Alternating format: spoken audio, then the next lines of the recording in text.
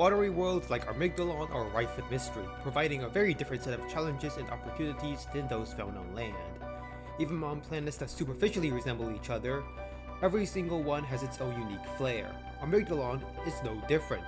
Circling between two stars bathes the planet in constant light.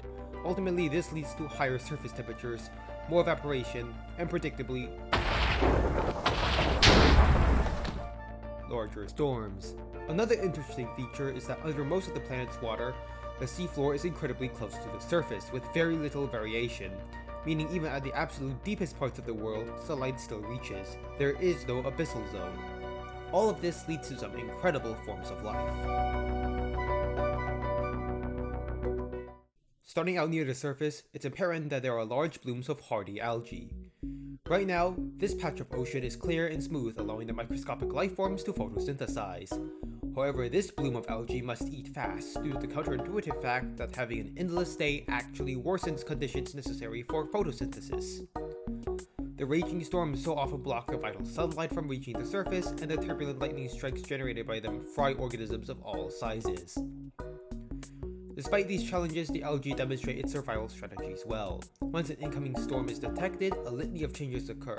The algae rapidly expels the chlorophyll into the water, going into a state similar to earth dormancy. The mat of algae clumps together, forming tide balls that begin to sink. It is imperative to their survival that they do, for on Amargdillion there are two types of locations.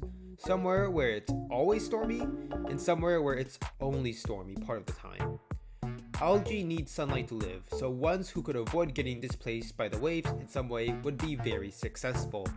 Sinking to the seafloor, the algae may be safer from the surface waves, but tons of resourceful creatures have found a way to exploit the falling life forms, and by exploit, I mean eat.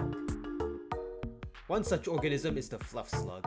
Appearing similar to Earth sea slugs, this animal has one notable difference: the fine hairs that cover its body. When the slug crawls through the blobby mat of fallen phytoplankton, a lot of the potential food gets stuck on the creature's slimy surface. These hairs serve a dual purpose, keeping the slug free of parasites, as many microbes enjoy the environment generated by the algae, and moving the detritus to its mouth for further consumption. This particular Fluff Slug seems to be enjoying its time, when all of a sudden it gets sucked down into a tough maw. We have found a Mawpool. Though it is barely bigger than a poodle, scouting the long roots that burrow deep into the soft sand, such a creature is a deadly predator. Covered up underneath the ground, it waits for the prey of its choice to come close enough before rapidly opening its mouth, creating a powerful suction. Theoretically, it can move around, but chooses not to due to how successful the strategy is. Lifestyle of the Mawpool is one of feast and famine. A single successful hunt can feed it for a year or more, and if a hunt is really successful, it can use the extra nutrients to reproduce. Those long tendrils don't just anchor the Mawpool. When an animal wishes to produce offspring, it moves the appendages close to the surface. Once the tip of the limb has poked through the sand, it squeezes the portion off. The detached nub then grows into another Mawpool.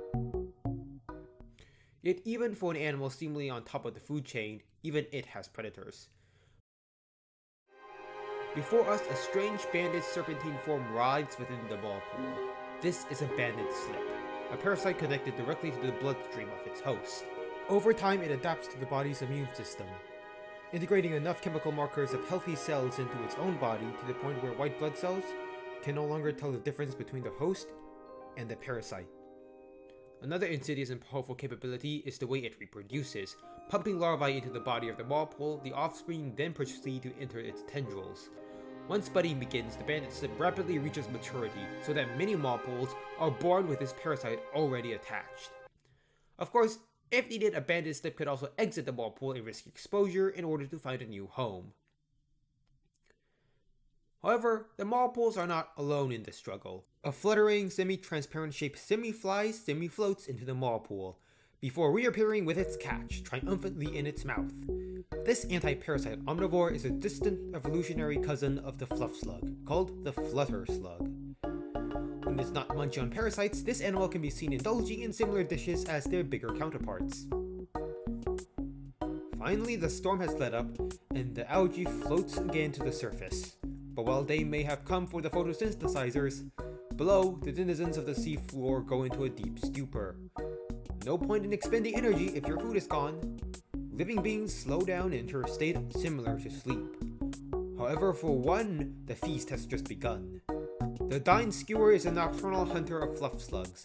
Unlike the Mawpool, which lies in wait for their prey to come to them, the Dying Skewer is much more active, eating the sleeping Fluff Slugs before they even get a chance to react. After all, what better time to ambush prey but when they're resting? Using its long proboscis, the deadly nighttime hunter finishes off its food. We have seen countless life forms on Amargdillion, certainly more hidden, but for now, we will retire from this adventure.